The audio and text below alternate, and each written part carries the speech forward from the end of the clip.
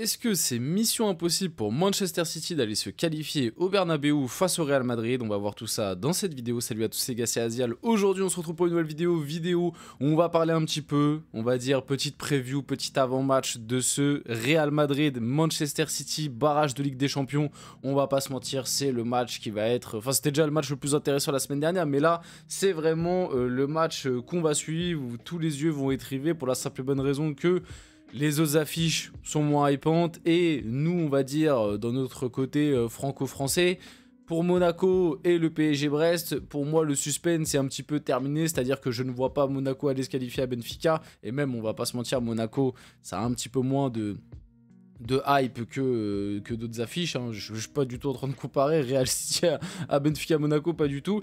Et puis de l'autre côté, t'as le PSG Brest où bah, le boulot normalement a été fait à l'aller, il devrait pas y avoir de dinguerie. Bon, moi vous me connaissez, je vais pas vous mentir, on va bien évidemment débriefer les deux matchs, comme je l'ai fait déjà la semaine dernière. J'aurai mon double écran, voilà, avec quand même comme match principal, en tant que supporter du PSG, je ne peux pas faire autrement, avec comme match principal quand même le PSG Brest, mais j'aurai le Real City de côté, bien évidemment, et on débriefera tout ça sur la chaîne. Donc, dans cette vidéo, on va parler un petit peu de ce match à haute tension, parce qu'il y a encore du suspense, même si, bon, moi, comme je vous l'expliquais la semaine dernière dans le débrief, je ne vois pas City aller se qualifier au Bernabeu, mais...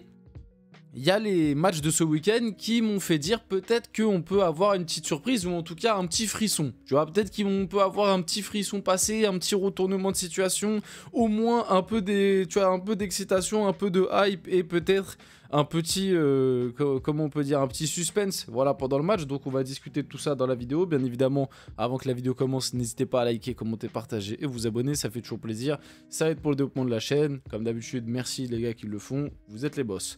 Et nous, on va pouvoir y aller dès maintenant. Donc Pep Guardiola, on lui a posé la question, il a répondu, estime à 1% les chances de City de se qualifier au Bernabeu. Les chances pour nous de gagner au Bernabeu, et tout le monde le sait, seraient, je ne sais pas si cela atteint 1% ou combien, mais c'est minime. Bon, bah je vais pas vous mentir, hein. D'habitude je suis le premier à dire que Guardiola c'est un peu les caméras qui l'ont fait beaucoup. Alors Guardiola c'est mon entraîneur préféré, mais bon faut se l'avouer, Guardiola il vit beaucoup pour les caméras. À chaque fois qu'il est en conférence de presse, qu'on lui pose une question sur un joueur, c'est ah fantastic player, alors que le mec il l'a jamais vu jouer, il connaît même pas son nom. On rappelle quand même qu'il a dit sur Maxwell Cornet que c'était un joueur fantastique et que bon après ça a été sa bête noire, mais que limite il le prenait à City tous les jours. Bon quand on voit Maxwell Cornet, le joueur que c'était et que c'est toujours... bon voilà, on se doute bien qu'il y avait un petit problème. Non mais voilà, on connaît Guardiola dans ses déclarations, mais en vrai sur celle-là, il n'y a pas grand-chose de plus à dire. Je suis plutôt en accord avec lui. Alors j'essaye de me hyper un peu, j'essaye de créer un petit peu de hype, parce que comme je l'ai dit, ce week-end, les résultats font que je me dis côté City, peut-être qu'avec l'incorporation d'un Marmouche qui vient de mettre un triplé, qui va arriver en plein de confiance, peut-être avec l'incorporation d'un Nico Gonzalez qui a été très bon ce week-end face à Newcastle, qui on le voit fait du bien au milieu de terrain, parce que lui il est déjà il est pas cramé, parce que les autres milieux de terrain t'as l'impression qu'ils sont tous cramés physiquement. Lui tu sens qu'il est un peu plus en genre, mais même il est plus dans le contrôle, tu sens que tactiquement il est un peu plus rodé que certains et qu'il arrive bien à se positionner. Il rajoute un peu plus d'équilibre à ce milieu de terrain, à cette équipe de Manchester City. Donc oui, j'ai envie de me dire que peut-être avec ce... derrière, je pense pas qu'il mettra Kusanov et encore moins Vitor Reis, qu'on a toujours pas vu d'ailleurs.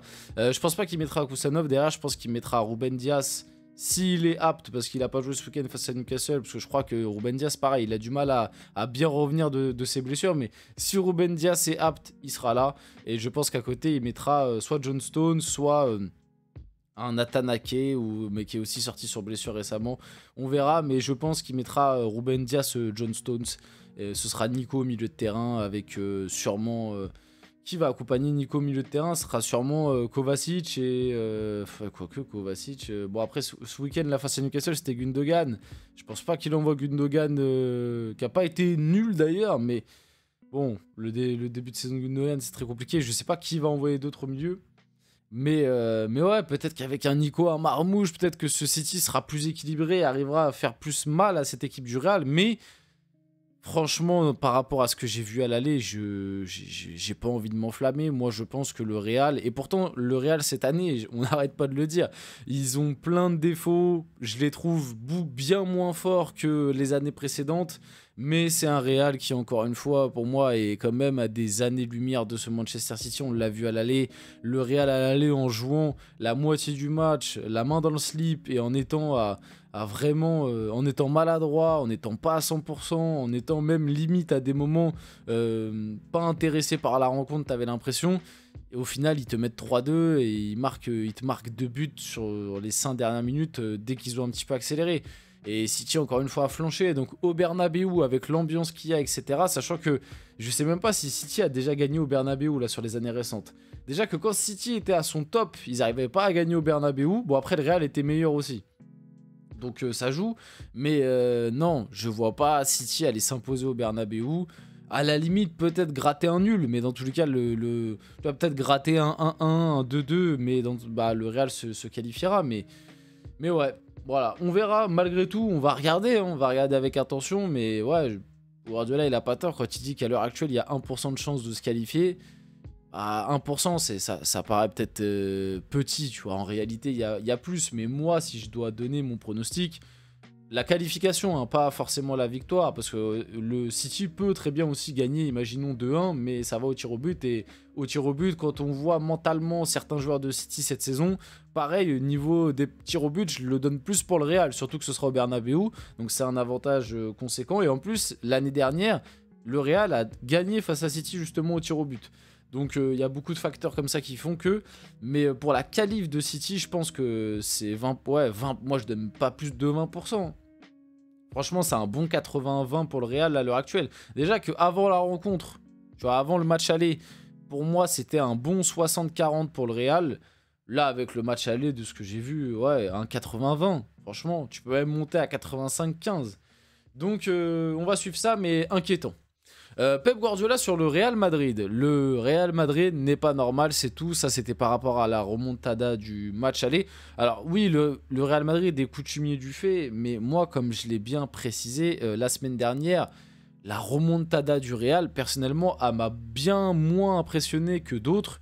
Et limite, j'ai envie de dire que c'était même pas forcément une remontada du Real, pour la simple et bonne raison qu'en fait, j'ai juste l'impression que déjà la logique a été respectée parce que le Real méritait de gagner sur le match. Généralement, le Real, quand ils sont en mode bandit en Ligue des Champions, c'est ils t'escroquent la victoire, comme ils l'ont fait là en fin de match, mais en plus de ça, ils méritaient pas du tout. Là, ils méritaient de 1 et de 2. C'est pas le Real, enfin le Real a un peu accéléré, mais au-delà du Real qui a un peu accéléré, c'est pas le Real qui a forcé de dingue non plus. C'est plus City qui a donné les 2 buts limite avec Ederson et avec Kovacic, Rico Lewis là qui ont fait n'importe quoi sur le but, sur le 3e but. Donc c'est pour ça que je vous dis, j'ai même pas envie de dire sur ce match-là en tout cas que le Real a activé son mode Ligue des Champions, parce que moi j'ai plus eu l'impression que c'est City qui encore une fois n'a pas su gérer les événements tout simplement. Pep Guardiola a aussi déclaré une mauvaise saison en 8-9 ans, ça peut arriver. En vrai, je suis plutôt d'accord, parce que Guardiola, on lui tape beaucoup dessus en ce moment. Enfin, encore que, en vrai, ça va. C'est vrai que je pouvais m'attendre à pire, mais en vrai, ça va. Mais voilà, on entend beaucoup de choses, il y a eu beaucoup de débats, est-ce que City doit le virer, etc. Bref, vous avez capté. Globalement, on est tous déçus de cette saison de Guardiola à City. C'est clair qu'il y a un tournant qui n'a pas été pris et il y a peut-être un renouveau qui aurait dû être fait dans l'effectif notamment. Mais ça arrive. C'est vrai qu'après 8-9 ans, ça arrive, même si là, la chute est quand même sévère. Tu passes de potentiel vainqueur avec des champions plus champion de PL à d'un coup, tu vas te taper pour le top 4 et tu risques de sortir en barrage. Donc même pas les 8e, barrage. Donc la chute est quand même sévère. Tu peux chuter, mais tu aurais pu chuter peut-être un petit peu moins. Mais c'est vrai que c'est important de le rappeler. Tu as déjà le Liverpool de club qui a été en Ligue Europa et puis c'est passé un peu plus inaperçu, quoi. Donc voilà. Avez-vous vu justement Liverpool cette saison? Ils ne peuvent pas faire les 100 points, c'est officiel. Regardez la saison qu'ils font. Cela m'a fait réaliser ce que nous avons fait. Parce que c'est vrai que Guardiola avec City, là, c'était saison 2018-2019, si je ne me trompe pas, les 100 points. De toute façon, moi, c'était mon City préféré. Je sais plus si c'est cette saison-là qu'ils font les 100 points, mais le City 2018-2019, moi, c'était mon City préféré avec Agüero, Sané, Sterling. Moi, je kiffais. Moi, je kiffais milieu de terrain. T'avais du De Bruyne, t'avais Fernandinho. Non, ce City-là, je sais pas, il y avait une vibe très sympa avec sur le tech les deux flèches qui étaient tous les deux sur leur bon pied, qui faisaient des centres, Agüero qui marquait des buts. J'aimais beaucoup ce Manchester City-là. Pep Guardiola compare Nico à Rodri. Ça, je vous en avais parlé dans une vidéo précédente. Bon, je pense qu'il faut se calmer un petit peu, mais c'est vrai que Nico pourra apporter une plus-value face au Real. Donc il a dit Nico Gonzalez est un mini Rodri. Évidemment, il n'est pas à son niveau parce que c'est le meilleur joueur du monde, mais il a tellement de talent, il nous aide physiquement. C'est un investissement incroyable pour l'avenir et même du coup pour le match à venir en Ligue des Champions. Et ouais, comme j'ai dit, physiquement, bah lui au moins on sent qu'il a un petit peu de jambes, ce qui n'est plus forcément le cas des autres milieux de terrain. On a l'impression du côté de Manchester City. On va finir la vidéo là-dessus. J'espère que cette vidéo vous a plu. Si c'est le cas, n'hésitez pas à liker, commenter, partager, vous abonner les gars. C'était Azial, on se retrouve très rapidement pour une prochaine vidéo.